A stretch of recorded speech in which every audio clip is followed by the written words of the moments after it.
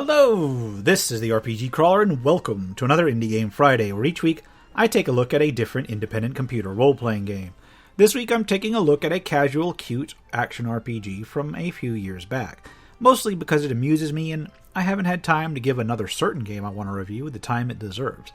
But as for this one, developed by the Gentle Bros and published by P-Cube Limited, Cat Quest was released back in 2017.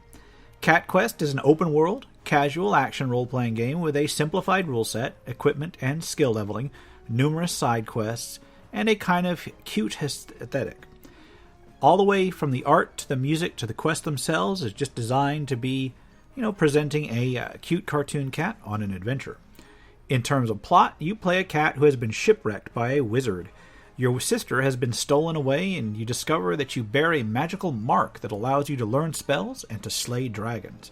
With your associated spirit cat, you then go about exploring the world, moving from quest to quest, gathering gear and spells, and making your way through the world. Once you enter the game, the interface is pretty simple. You have the world itself presented in the majority of the screen. The upper left shows your current level and will show you how much experience you have towards leveling up. The lower left is an icon that you can use to check your inventory and status, while the lower right has an icon to zoom the map.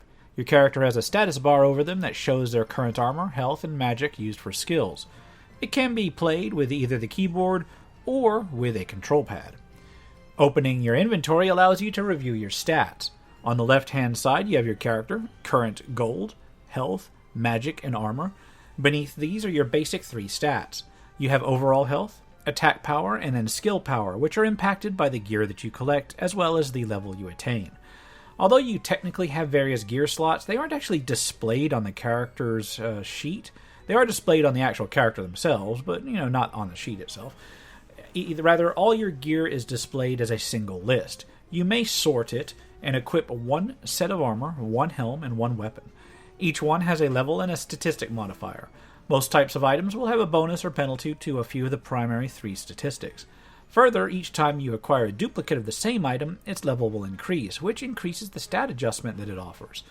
The final section of the inventory is the Skills tab. As you progress throughout the game, you can gather various skills or spells. At any time, you can equip up to 4 of them to be used via hotkeys. Each spell shows you what it does as well as its current level. Skills are leveled up by paying for additional levels at various arcane towers you uncover, and each skill can be acquired at a different arcane tower. In terms of play, it's incredibly simple. You move around the map freely, and enemies are visible on the map from the start. They do respawn after a while when defeated, so one doesn't need to worry too much about overclearing an area out, and this does give you the option to grind if you want. Aside from the enemies, you can interact with NPCs, signs can give you quests, some objects give background information, dungeons allow you to enter a separate dungeon map, and some shops and buildings allow you to access upgrades. Specifically, there's Kit Kat's shop, where you could purchase random items upgrades for various tiers, and then the Arcane Tower that allows you to upgrade your spells and purchase additional ones. You can also take a cat nap at certain inns for free, which heals you as well as saves the game. Combat is fairly straightforward. You unleash attacks on enemies close to you and dodge roll away when there's indications they're about to counterattack. Enemy attacks are telegraphed by expanding red circles, while enemy spells are marked by patterns before they go off. When you are struck with physical attacks, it is reduced by and can reduce your armor before it hits your hit points. Armor recovers over time outside of combat. Enemies may be weak to certain attacks. For instance, some enemies may be weak to physical attacks and take more damage from your basic weapon, while some enemies may be weak to fire or lightning and take more damage from the appropriate skills. All in all, combat is incredibly simple, and once resolved may result in experience and gold orbs dropping. You can collect these to add to each of your resources. These orbs may also be found freely throughout the world on occasion. Once you acquire enough experience to level up, you are automatically healed and your stats are raised upon a level up. Entering a cave, whether it be just randomly exploring or on a quest, will drop you to another map. It will also often give you a simple goal, usually defeat all the monsters. Caves may be exited by going to the various beams of light and often contain treasure chests. Most treasure chests may be opened once and contain an item within, but some chests actually require you a key to open. This key is acquired later in the game and may be used multiple times, so keep an eye on which chests you want to come back for later. Fortunately, caves with active keyed chests still in them are marked as such on the map. Side quests may be picked up by visiting the board outside of any settlement. Each settlement has its own quest line, and each quest shows its name, rewards, and the expected level one should be for it.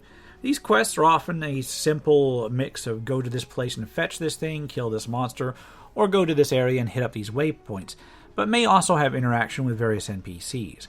You can only be on one quest at a time, so you can't take another side quest until you abandon the one you're on, and when you're on a side quest, the main quest is kind of disabled for the moment. The main quest basically involves defeating a series of dragons in the service of the enemy wizard and is always on while you aren't on side quests. The quest system itself makes heavy use of waypoints and navigation arrows, so it can be pretty easy to follow from one point to the next along the way. So, graphically, Cat Quest has a mix of cute graphics and a mobile-style clunky interface that seems to work for it, at least. It is well put together in this way, and although understandably the cartoon cat aesthetic is not going to appeal to everyone, admittedly, if you're the kind of person that sees a game named Cat Quest and thinks, hey, I gotta play that game, then you're actually probably not going to have too much of a problem with it. I gotta imagine. If you're the kind of person that sees a game named Cat Quest, you're probably going to enjoy the look of it. Likewise, the music is well selected and fits the setting well, with an upkeep, adventuring style behind it. Of course, it can also switch it off when it begins to wear on your nerves.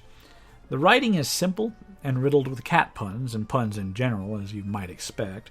I will say that even considering the inoffensive nature of the humor involved in the game, I found it more amusing than not, which may speak comparatively well for it considering the nature of the game overall.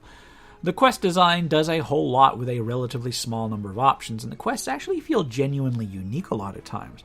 I mean, they still basically involve going to places, killing things, or tagging various waypoints, but a lot of quests use these simple mechanics to have some cruising back and forth to effectively hunt down missing NPCs, retrieve various trinkets, or even conduct dark rituals. And I gotta be honest, the quest design, considering the limitations, the quest design is actually pretty decent.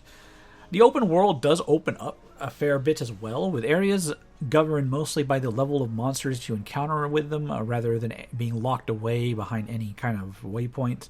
If you're willing to, you can actually breeze through the game pretty quickly, especially since combat uses a pretty telegraphed method of dodging enemy hits and closing in to retaliate. So if you're good at that sort of thing, you actually can make a lot of progress at relatively low level. All in all, Cat Quest is actually pretty good. I was surprised. I was prepared for a pretty simple little casual RPG, and that's what I got. It's not complex, it's not real in-depth, but with the presentation as polished as it is and the gameplay as tight as it is, I actually kind of enjoyed it more than I expected. Now, if you don't like cute, it's not going to be for you. Straight up. If you like cute, or you can at least tolerate it, it might actually be worth a look, especially if you can find it on sale. There is a sequel, which I may take a look at a distant point in the future, although not today. For now, I will wrap it up here. This is the RPG Crawler with Indie Game Friday, Cat Quest. As always, I will put a link to where you can pick it up below.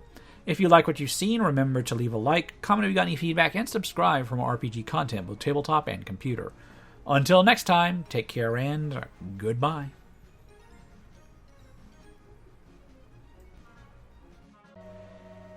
And if you're still watching this far, I'd like to take a moment to thank those who have supported this channel via Patreon or direct donations throughout the years, without which this channel could not have lasted as long as it has. For those who are feeling particularly generous, you can still support my work through Patreon and now through Subscribestar as well, through the links in the description below.